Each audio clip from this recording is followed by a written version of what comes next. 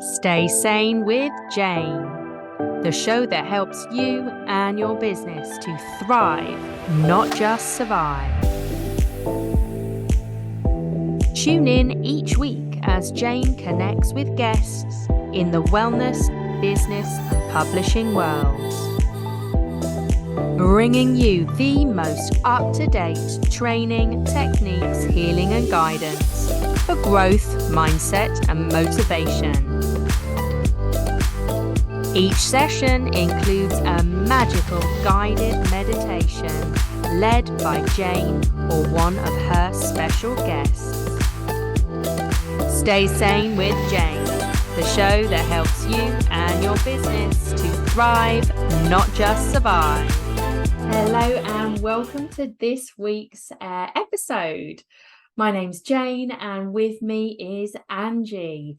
Angie helps 40 to 50 plus women who have had enough of feeling stuck and lost and want to get their life back on track from the menopause. And she uses science-based, holistic and natural practices that actually work.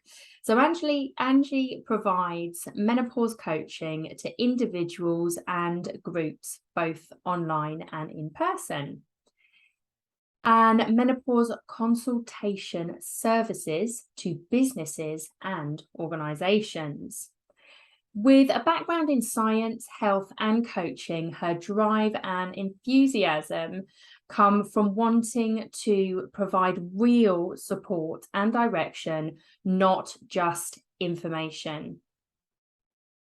So let's talk to Angie and find out more about what she does and how it can possibly help you.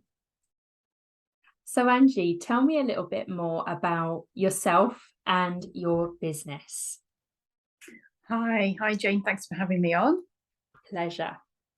So yeah, you've given me a really good introduction there of what I do in a nutshell there. So it's a lot of what I do on a daily basis. There's a lot of supportive work with women, individuals, groups, sometimes businesses and organizations who are a little bit lost in their approach towards feeling how they want to feel and getting the zest for life going and, feeling on track with where they want to be going for the next few months and, for this next phase of their life. Because I find for a lot of them, menopause, perimenopause in particular, can pull the rug out from under their feet quite a bit. So yeah, there's a lot of support that's needed. I think these days we have quite a bit of information that's thrown at us, and information isn't always helpful until we're able to put it into practice and understand our sort of role within that and where we fit into that information. So yeah, there's a lot of working out with the other person or the group what's relevant for them, what's really going to work for them, what's going to be worth their time in investing into, time, energy wise. I was very excited to read that you go in and help organizations, because I really feel like coming up to, I'm 44 now, so coming up to that age of perimenopause and hearing some horror stories from my friends and you don't tend to hear the happy, like, oh no, it was absolutely fine for me stories, do you? So yeah, I'm really pleased that you're getting this information out there. Could you tell me a little bit more about why you decided to work with organizations? Yeah, that's a good point. A lot of the time it started out as being individuals that I was working with, providing those coaching and supportive services, and then the organizations and the businesses started to approach me saying, what can we do to help? We're aware of this situation, and we're wanting to help our employees And there's also that economic factor that they're also a little bit scared of putting a foot wrong, getting themselves into hot water. And particularly with the large businesses, they often see things on profit margins, don't they? And they kind of forget sometimes that, you know, we're humans, we're women, we have a soul.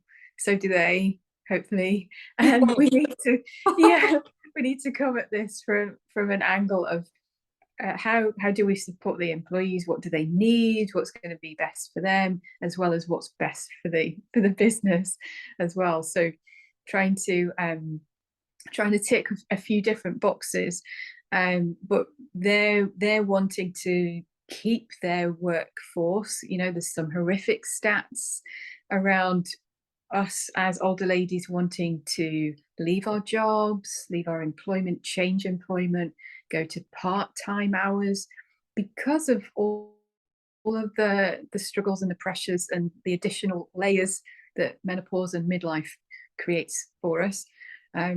That it can be a tough time for some women, and trying to hold down a job at the same time as that, and have a career that lights you up, that you really want, or build a business that you're trying to get off the ground and keep going with all these extra things going on around you.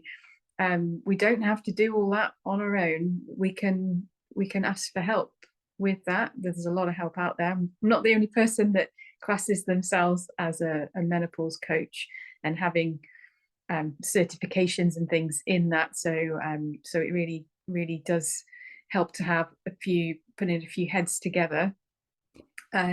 So yeah, there's a few different reasons why the businesses and the organizations come to me.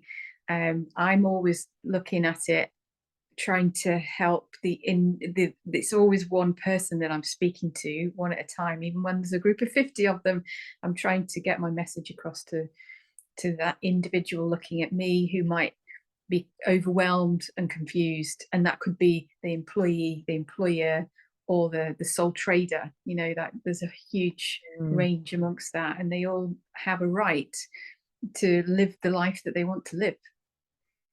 Yeah, it can be a real turnaround.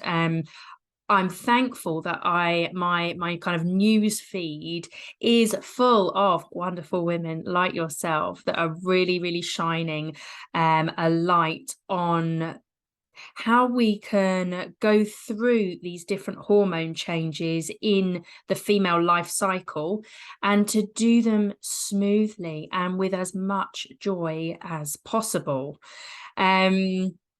Which brings me on to how do you work with individuals? So say I was at home and I'm trying to lead my life as best as possible, but I'm getting some of the signs and symptoms of, say, the perimenopause. So I'm starting to kind of forget things, get quite overwhelmed. What are some of the other symptoms? Oh gosh, there's so So many. many, right? Yeah, and what you've described there could be part of it. You know, I think that's what people get confused about. Like, what is down to perimenopause or postmenopause, and what is just my crazy busy life, and Yeah. and the stress of that. You know, there's those two things. And I have that question quite a lot when people first come and approach me and say, I'm not sure if I need your help with this, but I'm struggling with a few things, and they describe them. And it might be the memory. That's quite common, and alongside that comes issues with confidence and focus and concentration at work, productivity. You know, there's a few layers to that one. Yes. Yeah, and then that can affect how we feel about ourselves. So yeah, that identity shifts is another one. And sometimes people will say to me that they just feel a bit lost in themselves, and they're just aware that something's changing, and it's not always just the crazy periods. It's not always the hot flushes and the problems sleeping. There's a myriad of physical symptoms that we could list, Yeah. But often the person in front of me will describe really how they're feeling in themselves, and they know something's changed. Mm. And I'm very much a believer that they're the expert of their body. They're going to tell me what's really going on, and I can hear that. I can really see and feel that from them, and then we can take it from there. What's the most pressing issue? But I think really it's about having that overall picture. I think a lot of the time that's one of our mistakes that we can make with this peri to postmenopause transition, that we single out these problems like memory problems, sleep issues, aches and pains, Mm-hmm. just these weird feelings in your body, that was fine before, and all of a sudden, you've got itchy skin or dry skin or hair loss or whatever it might be. Yeah. And you've not changed anything particularly, but that's a sudden change. Mm-hmm. I think that we can provide a lot of reassurance for those women that there's a reason for that, and a lot of the time we can. I don't like to blame it on the hormones, but we've got all of this stress and busy life, and then we've got the hormonal changes that start when we're 35. So Yeah. it starts early, that your body's getting ready for perimenopause. It's not perimenopause at that age, but it's just like a preparation phase, if you like. So Yes. you've got those two things happening at the same time, and it's hard to pull apart those stresses and worries, and sometimes the physical symptoms all meld into one. We don't always need to know exactly what's causing it. If we know that you're 40 or over, then it's time to start doing things a little bit differently. Yeah. Now, what are those things? So if we've got listeners, they're listening to what you're saying, they're thinking, oh gosh, yeah, that is me. I've got X, Y, and Z. So what are your most, I'm sure you individually create packages for everybody, but what would be the kind of broad spectrum of things that women could start doing to Mm, kind of help alleviate the stresses and the kind of hormonal changes? yeah, because the potential for problems there, I think, as well, that it becomes something to fear before we've started it, because we hear all these horror stories, like Yes. you said. Yeah, so if we can start being proactive and doing something, and not waiting for those problems to arise before we start doing something about it, Okay, good that's advice. Let's that's really going to help. Yeah, yeah. And there's some really simple things that we overlook as being tremendously important and effective at this stage of our lives, because with those hormonal changes comes some system changes. I mean, by that I mean, what created and maintained our health in our 20s and early 30s is not the same as what's going to create and maintain our health in our 40s, 50s, 60s, and beyond. Makes So total sense. We don't think like that though, do we? exactly, yeah, yeah, we don't give it a thought. And when we think about like what is creating health, obvious stuff is about what we eat and what we think, what we believe about ourselves, all those kind of things, what's going on up here, sleep and exercise, the general health stuff, what do you do to be healthy? 5 a day, walk 10,000 steps, those kind of things. Mm-hmm. That's all general health, general health. And they probably worked pretty well for you for a while. But now they need a bit of an upgrade. Uh-huh. All of those things that we did before, stuff that we ate, things that we thought about ourselves, the things that we did to have a good night's sleep in particular, things that we did to generate energy for ourselves, to things that we thought of as being good for us in terms of exercise. All of those things need a little bit of, not more, it's not necessarily an extreme thing that we need to do. It's a slight tweak on it. So, for example, getting down to the practicalities of it, if we talk, for example, about food, it's an easy one to start with, because we all need to eat, right? So hopefully we're all eating every day. It's something we're already doing.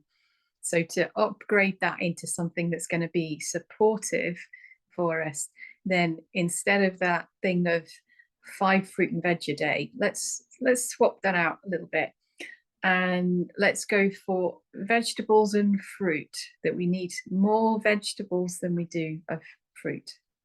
So that's one little change, tiny change, but that is a really good start. A really good start for a few different reasons. So yeah, more vegetables than fruit. Is that to do with the sugar content or fiber or lots of things? Lots of things. Those two are just for starters, certainly. So yeah, our nutritional demands on our body is increased as we go through this peri to postmenopause transition. We need more of some things and less of other things to help the hormones, to help ourselves, to alleviate symptoms. So fiber is really up there as being necessary, but not fruit and fiber. Not Veg fiber. Yeah, it's talking things like cruciferous vegetables, the green. Yeah, green veg. Yeah. How do I pronounce it? So there's 2 ways. You could call it a cruciferous, or you could say brassica. Ooh. Same thing, just depends whether you're a gardener or you're in the States or UK. Okay. Depends. Yeah. Same thing. So those are important, because not just they're really good for nutrients and fiber, and especially the dark leafy greens. They've got a lot of nutrients and minerals in them, things like magnesium, that are going to help us. We need more of those. But also with those types, they've got an extra special magic ingredient for us to specifically help with hormone levels and estrogen in particular. So yeah, there's a really good, it's indole 3-carbinol. Yeah, it's it's a chemical compound that's naturally occurring in those different plants. So if it's green and leafy, if it's slightly if it looks like cabbage, or one of the many types of cabbage and broccoli, cauliflower, then yeah, they need to be on the plate regularly. That's good. My parents have an allotment, so they grow lots of their own vegetables. And I got a delivery of kale at the weekend, which I've been munching on, which is so amazing. So yeah, they grow all of those types of vegetables. But obviously, if you don't have an allotment, or parents with an allotment, you can go and steal the veg. You can go to your local supermarket or fruit and veg shop. Okay. Any other top tips that we could start to implement into our lifestyle right now? Definitely one of the big ones, and I might sometimes, depending on what mood I'm in, I put this as top of the tree rather than the food. Yeah, because it's of the importance of it. It's crucial. I mean, stress and how we cope with stress. We can be eating all of the organic food and doing all of the right kinds of menopause friendly exercise. We can have our sleep patterns really down to a T, but if we're not coping well with stress, then we're probably not going to cope very well with the hormonal shifts, because they're an extra stress in themselves. So yeah, I tend to say that when it comes to stress, It's really tricky to manage. We talk about managing stress. What are your stress management strategies? But I don't know about you, but I can't manage stress. That's why it's stressful when these things are coming at So me. true. And there's deadlines, there's more work piling up, and there's stuff in the diary that I still haven't done. I know that's down to me and my management of myself sometimes, but things are stressful because we feel out of control. There's things happening that we can't take control of. So number one is knowing what is in my control the controllables. That old phrase, it means a lot to us now. There's a lot of value in that. Which things are in my control, which things are not. There's no point me ruminating at 3 a.m. about stuff that I can't have any influence on, because it's going to create more worry and stress, and I get caught up. It's really common. Men don't get this, but women are more prone to being caught in that rumination cycle. Yes. We're really skilled at it. Our hormones are kind of nudging us towards that if we're not careful, particularly in this phase of life. So how we deal with ourselves in a stressful time is the most critical thing. I can't emphasize enough what you do. There are so many different ways, aren't there, and you're in this too, of how to help people cope with life. It's how we're doing that. This is a really good time of life to revise that and ask yourself, what am I doing to help myself? We can be kind to all other people every day, all day, but are you being as kind to yourself as you are to other people? Do you routinely give to others what do you routinely give to yourself what you give to others? Let's get this the right way around. Yes. Because if you don't, that's going to create that's not managing yourself well under stress. Yeah, definitely, because that stress, that tipping point, just activates like the fight or flight in you. All the cortisone, the adrenal glands are going, and all of that depletes the body far quicker than anything else. I think. Yeah. And So, it has a huge knock on to what those hormones are doing. 100%. So how did you find your way into your business now? Oh, wow. It's been a journey. And I start usually when people ask me this question, I say, despite my youthful looks, which I can't say that for very much longer, can I? You can, totally. I'm now 43. So I would class myself as being in perimenopause now at this stage. So I'm there. But when I started this back in 2016, I was trying to do this to help my clients more. My clients back then were wanting weight loss.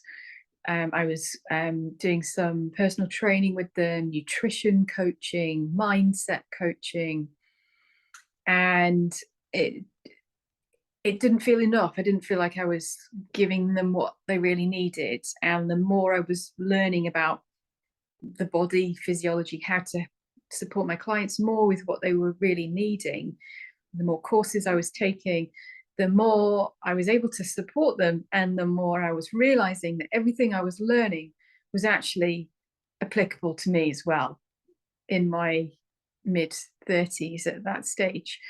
So yeah, that was a bit of a shock to learn.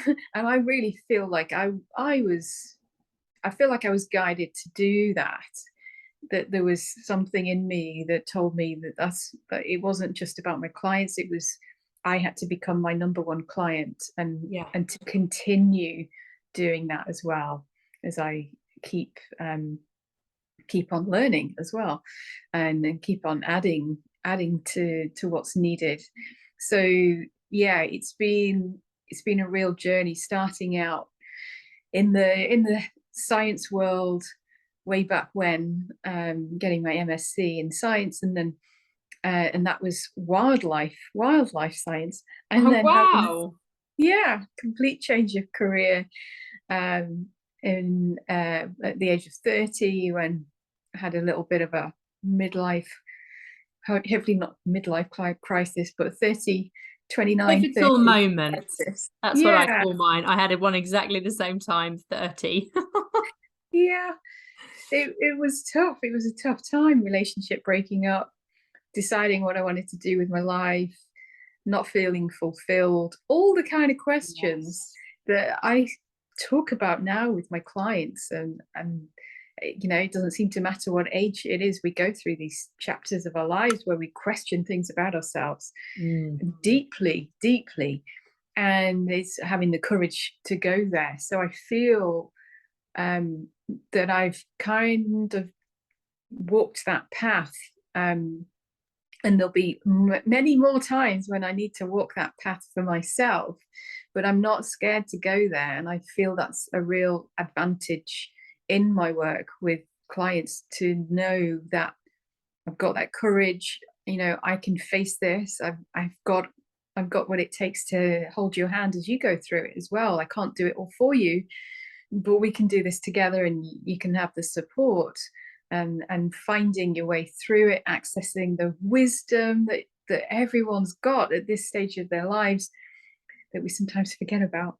And that all comes into play. So I think my background, of having that change of career, going very slowly with coming from a very exercise based background, and then it was all about nutrition and mindset coaching, and then just bringing it all together so that it's a much more holistic approach. It's a whole body approach. You know, this transition that we go through, it asks so much of us. And we have to look in the depths of our soul at what's there if we want to get through this, and feel like it's a positive experience, and feel, I truly believe that the whole menopause experience can give us something. It's not all about loss and decline. It's what Yeah. we want to receive from it as well. So that in itself requires a whole body and mind approach, but getting through the symptoms physically, mentally, emotionally, whatever they appear for you, then yeah, that's definitely a whole body approach for that. Yeah. Mm. And I feel like with the pivotal moment of where, turning 30, and then I had another one around 40. And I really feel like, if we step into these cycles, these human cycles, lifetime cycles that we have, it Mm-hmm. really does make life in the long run a little bit easier if you're willing to, like, be a bit curious, ask those questions, and then if you're willing to make some of the changes, a whole new life can appear in front of you. Yeah, yeah, absolutely.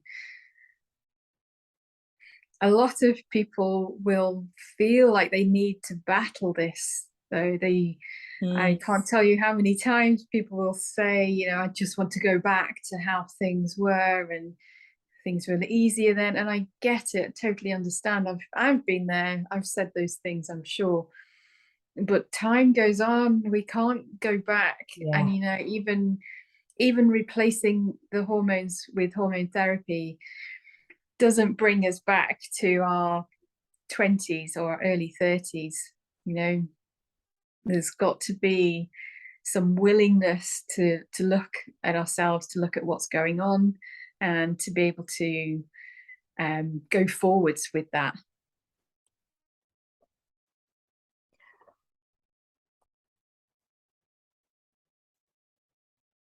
That's fantastic. So, do you have any offers for the people tuning in today? I do indeed, yeah. On my website, which is angiegarton.com, I've got a few courses and help sheets and things to help you there, which can be bought. And I'm going to add in to those an extra call with me. A lot of people do need that extra support, the ability to ask questions, sort out any queries, any of the overwhelm. And like I have a few different courses on that website. There's one called Wise Eating to help us through what we were talking about right at the beginning about how do we upgrade? Why do we need to upgrade our food? How do we start to do that without it becoming an obsession or a diet or something that's really restrictive? So there is that course on there. That's a standalone thing that you can work through by yourself through your own time. Take as long as you want over it, and there's no deadlines with that at all. You can access that forever. And so with that will come an extra call with me so that you can ask those questions in person.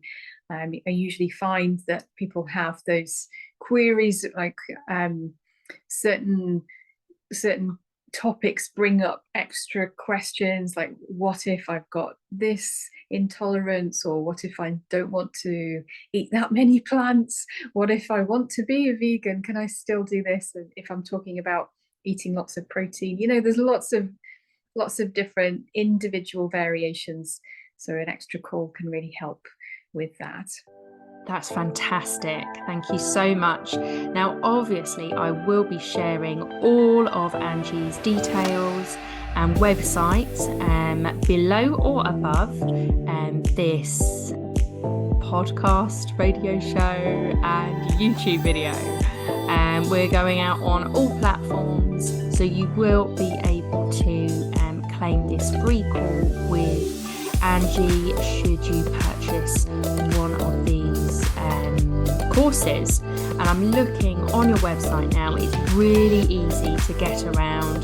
There's lots of free information on there with the blogs and different articles on there. Also, you can contact Angie from this website and look at the events and different ways of working with her. I'll also put in the socials so you can connect with Angie on the social platforms as well. So thank you so much for joining us. Thank you for enlightening us about perimenopause, menopause, postmenopause, and giving us some wonderful tips and advice. On today's show, we spoke to Angie Garton, and we spoke all about menopause, perimenopause, and postmenopause, and how she can help and how we can implement things in our lives right now to help with the hormonal changes that naturally happen in a woman's lifetime cycle. Angie mentioned sleep as one of the side effect symptoms of perimenopause and the menopause. So I decided to focus our mindful meditation on sleep today.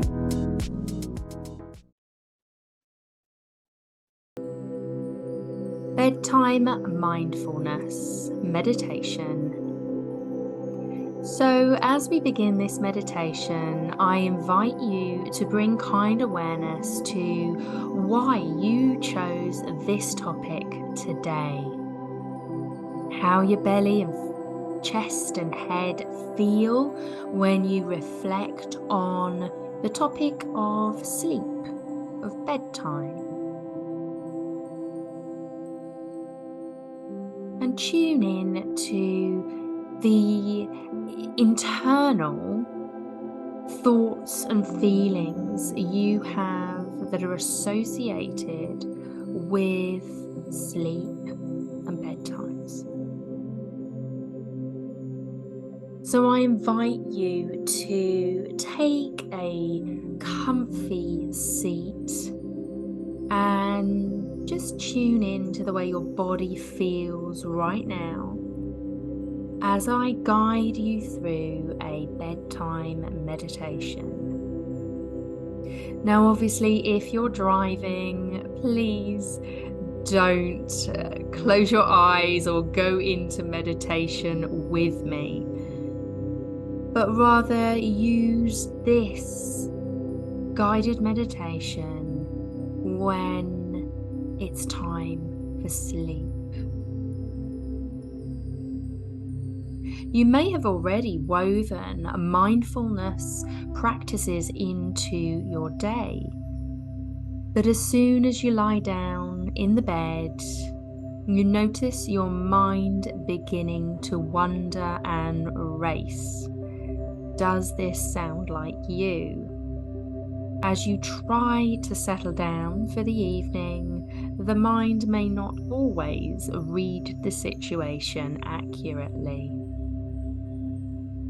With the stimuli of daily life over, the mind can seem louder than usual. This exercise can be used in these moments to help settle the mind and the body as you prepare for sleep. So, standing next to your bed, take a few deep breaths.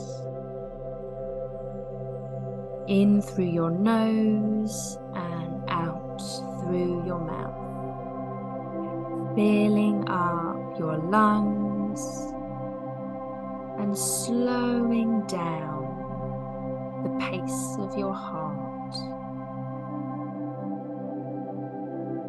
Just center yourself in the present moment, bringing your awareness to the body as it is right now.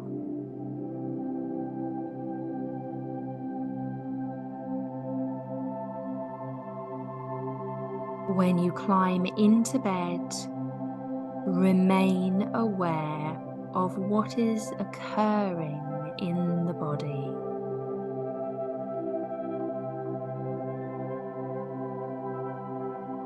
As you lie down, feel the body assume a resting position.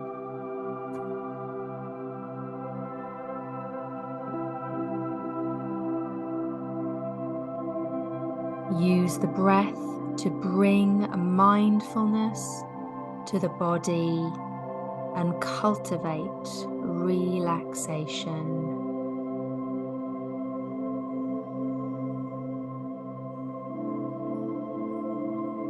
As you breathe in, fill the lungs with air.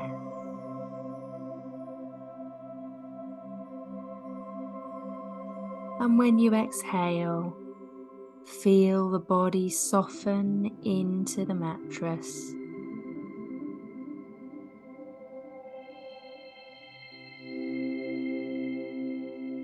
Picture yourself falling deeper into the mattress as the body relaxes with each exhale.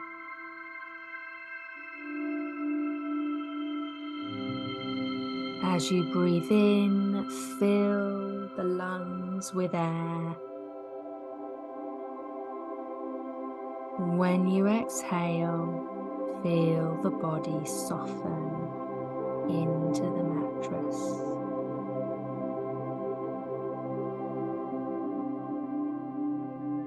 I invite you to start a body scan at the top of the head, moving down the body to the toes.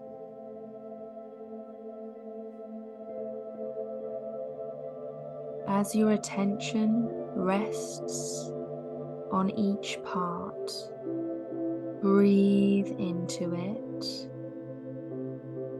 relax it, and soften into the bed with every exhale.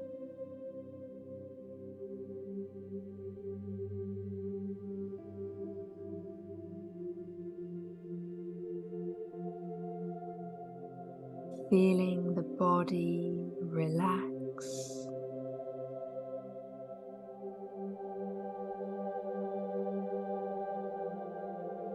Feeling the mind relax.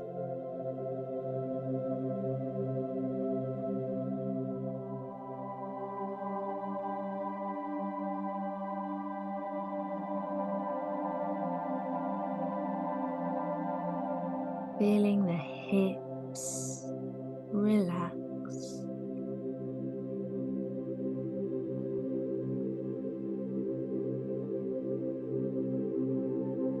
Feeling the thighs relax.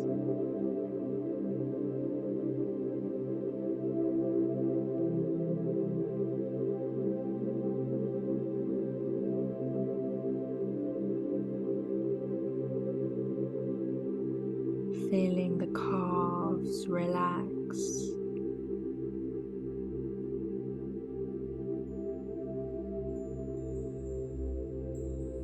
And feeling the feet relax.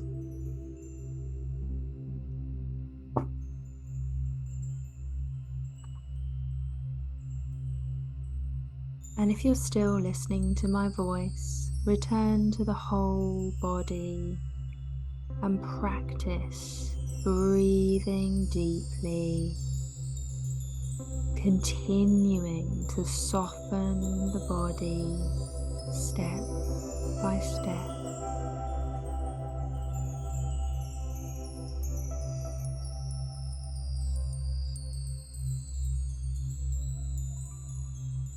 Slowly drifting off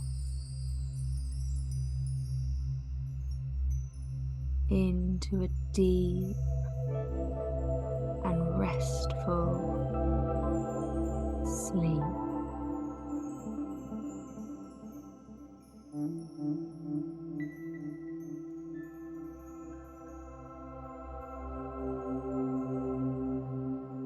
I'm your guide, Scanlan. All the details are below to connect with me and further your mindful meditation practices.